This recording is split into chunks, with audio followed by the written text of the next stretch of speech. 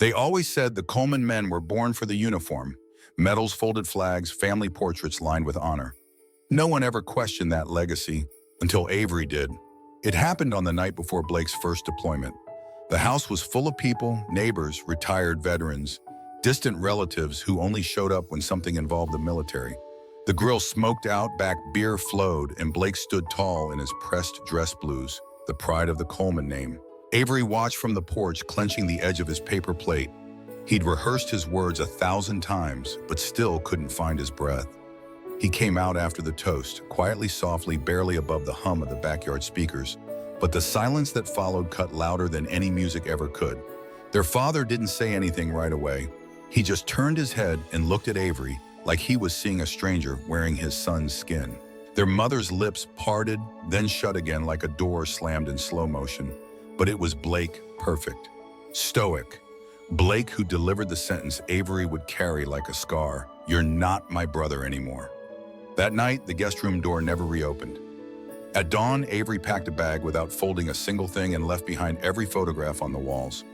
No one stopped him. He didn't cry. Not when the Greyhound pulled away from the only home he'd ever known. Not when he realized he had nowhere to go. And not even when he saw the last unread message from his father written the night before. "Don't come back. You chose shame over blood." Avery never looked back. Not when he slept in strangers' living rooms. Not when he worked cleaning college classrooms at night to attend community college by day.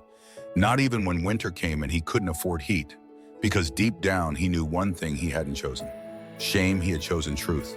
While the Colemans kept pretending he didn't exist, Avery quietly rebuilt himself. He stopped introducing himself as anyone's son, anyone's brother, just Avery. A young man with a past no one needed to know. He lived in libraries more than apartments, watched documentaries when others went on dates, skipped parties to study disaster response systems and open source coding tools.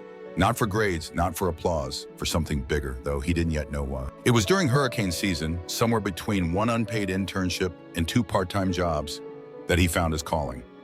He'd been volunteering at a local community center when a flood evacuation failed in a nearby district. Dozens stranded, children missing. The system that was supposed to keep them safe had collapsed under its own weight. Avery saw it coming. He'd been mapping the weaknesses in response coordination for months. That night, he didn't sleep. He coded.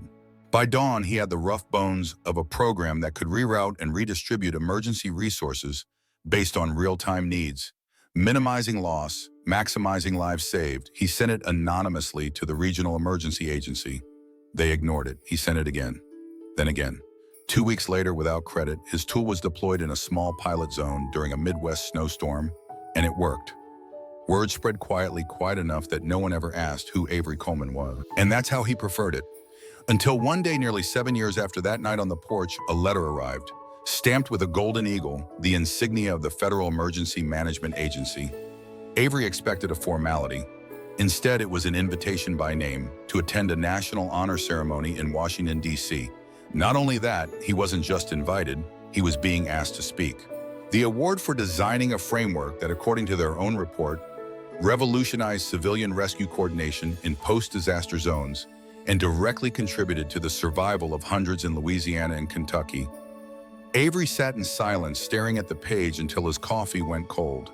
But the real twist, the one that turned his stomach, was the footnote. One of the rescue missions credited to his system had involved a National Guard unit stranded after a bridge collapse. The team leader in the field who called for the exact reroute, Avery's software had enabled Captain Blake Coleman. Let that sink in. The man who said he wasn't his brother had lived because of a system designed by the brother he disowned, and now they would be in the same room sharing the same air. Only one of them knew. Avery's hands trembled, but not with fear. This wasn't just about recognition. This was about reckoning. What would you do if the people who wrote you off had to face your success, face you in the light? Let me know in the comments, and if this story pulled at something in, don't forget to subscribe to Hard Stories or Journeys like Avery's are coming. Real, raw, and unforgettable. Avery never liked stages. He never liked applause. Not because he feared being seen, but because for most of his life, being seen meant being misjudged. He didn't dress to impress or speak to convince. He built quietly and let his work do the talking. Still, as the black government SUV pulled up to the steps of the Capitol Conference Center that morning, Avery felt the weight of visibility pressed down on his shoulders. It wasn't the cameras, it wasn't the journalists, it was the name printed on the program. Avery Coleman, Strategic Systems Director, Civil Response Division, and the sudden realization that after years of anonymity, the world was about to know exactly who he was. He adjusted the silver pin on his lapel, a compass his late mentor once gave him, engraved with the words, "Right matters even when you stand alone." It had guided him further than any roadmap. Inside the hall gleamed with polished wood, marble floors, and military dress uniforms in every shade of authority. The event was a convergence of public servants, first responders, field medics, disaster analysts, officers, engineers. Some had medals, some had prosthetics, all had scars. And standing near the third row in uniform, and flanked by high-ranking officials, was Captain Blake Coleman. Avery froze in the aisle heart. In his throat, Blake looked almost exactly as Avery remembered, just older, broader, a long, thin scar across his left eyebrow. He stood with that same poised pride, one hand resting lightly on the back of a chair, like he was still commanding a platoon. He hadn't noticed Avery yet. A staffer approached and handed Avery his speaking notes. "You'll be right after the secretary's address. Stay close to the left wing." Avery nodded, unable to answer. He glanced at the order of ceremony, and that's when the knot in his stomach tightened. Blake wasn't just attending. He was one of the keynote honorees recognized for his leadership during the Louisiana flood response. Avery's system had helped reroute aid to his team. The commendation read, "For coordinating emergency field care that prevented mass casualties under extreme conditions." The man who once called him a disgrace would be praised because Avery had built something that worked. There were no words for that irony. He spent the next half hour backstage in a room full of award recipients, each of them trading stories about hurricanes, wildfires, tornado drills. Avery stayed quiet. One man asked if he was military. "Not even close," he replied with a soft smile. That was always enough. A bell chimed.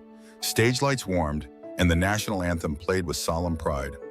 Avery stood off to the side, invisible to the audience, waiting for the moment they would call his name.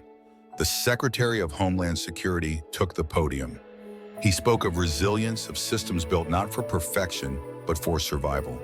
He spoke of a new era in emergency coordination, how technology had met humanity halfway, and how one of the names behind that change wasn't a soldier, a commander, or a politician.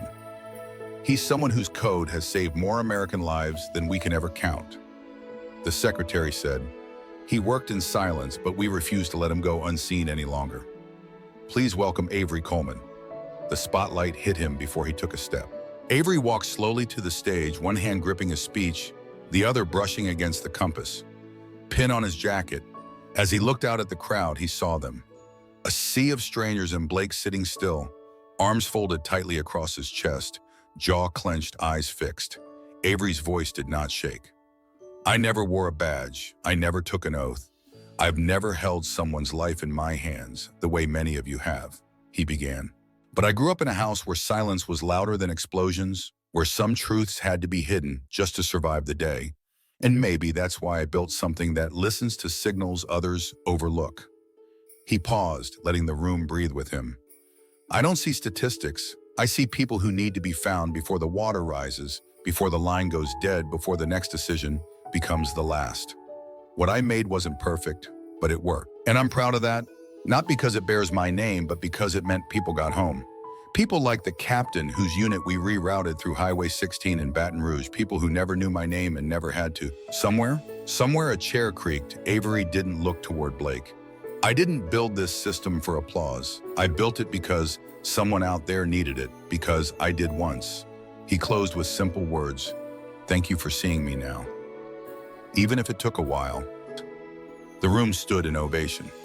Avery stepped down as the announcer introduced the next honoree, and as he passed the edge of the stage, he caught a flash of movement from the aisle.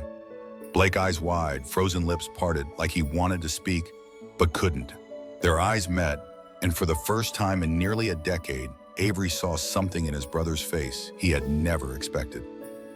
Fear. Fear not of Avery's identity, but of what it meant now, of everything it exposed, of everything he had denied while the world moved on without his approval.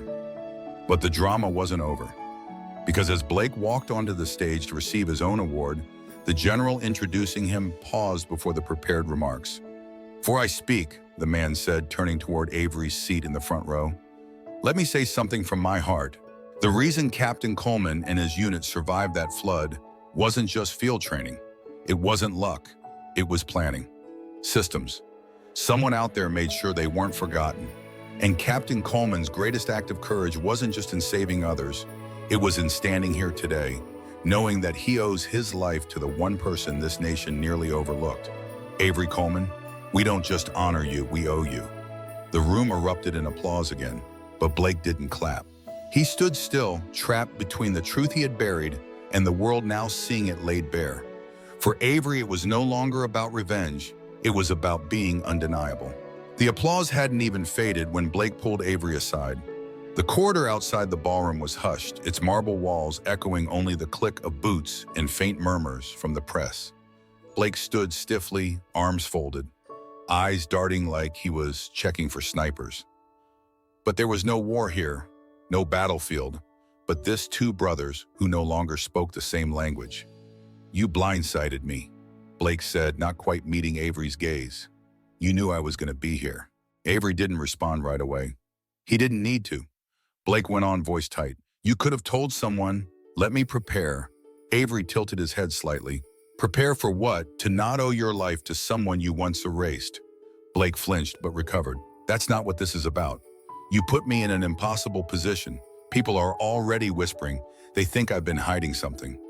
Avery's silence was more cutting than words. He didn't flinch. He didn't blink. He let his brother sit in it. Blake exhaled, jaw clenched. "I'm asking you to be discreet. Don't mention the family name in interviews. Don't let the press spin this into something it's not." Avery blinked once.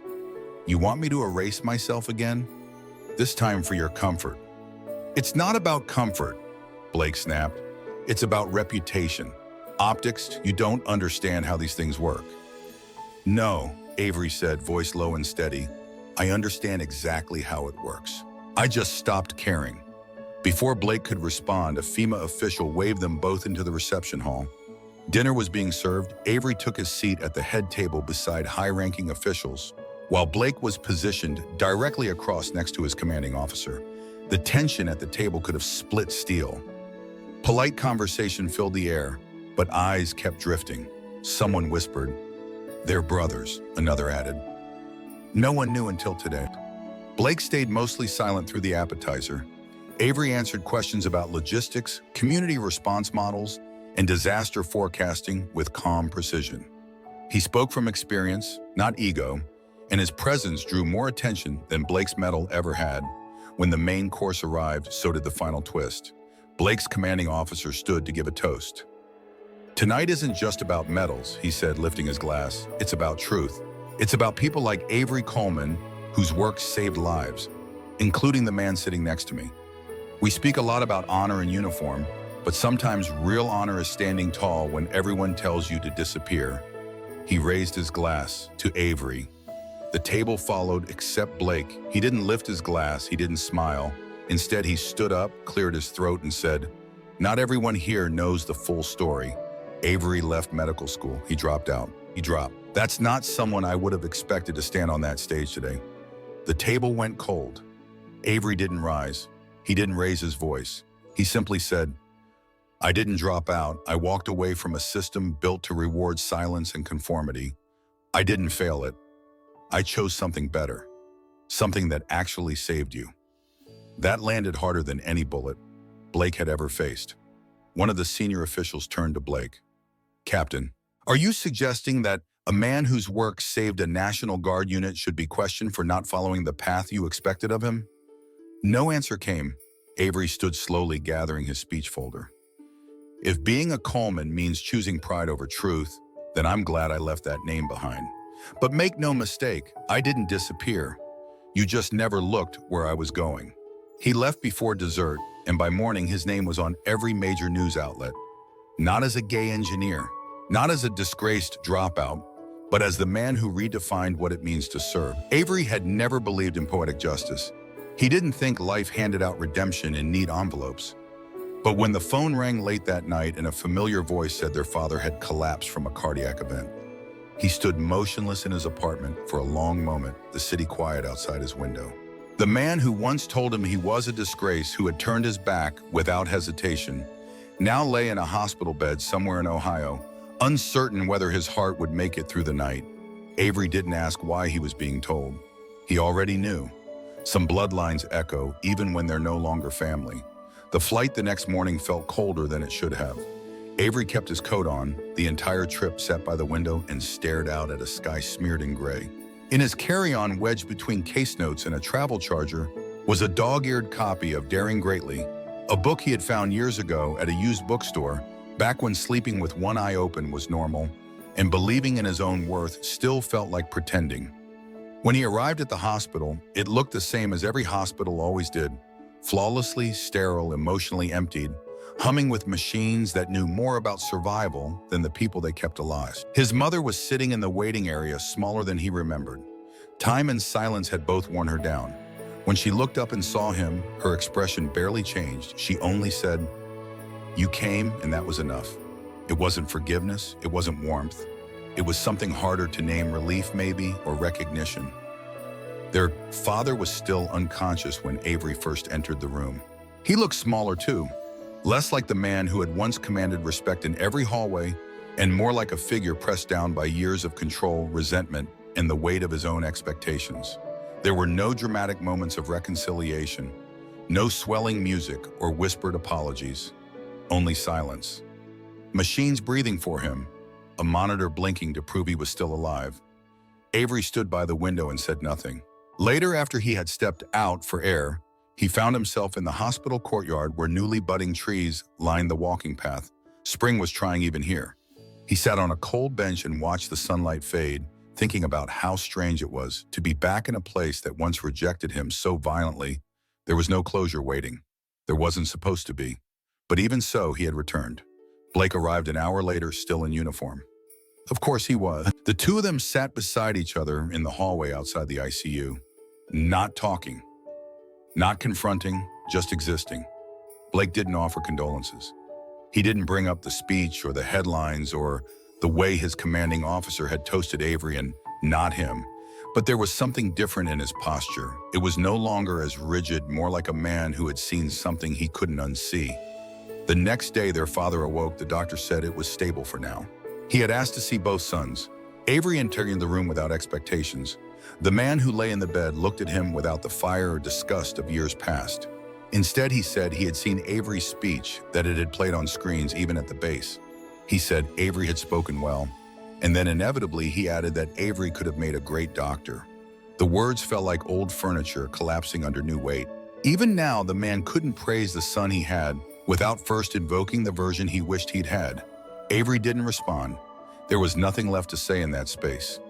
Later that evening, back at the house he once called home, Avery stood in the hallway outside the guest room, his old room, and hesitated before going in.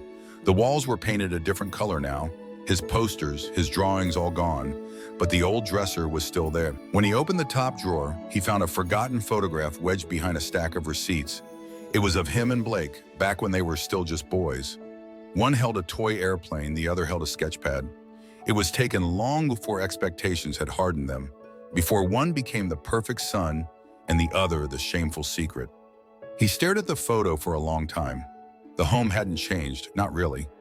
The room still smelled like lemon polish and silence, but something else had.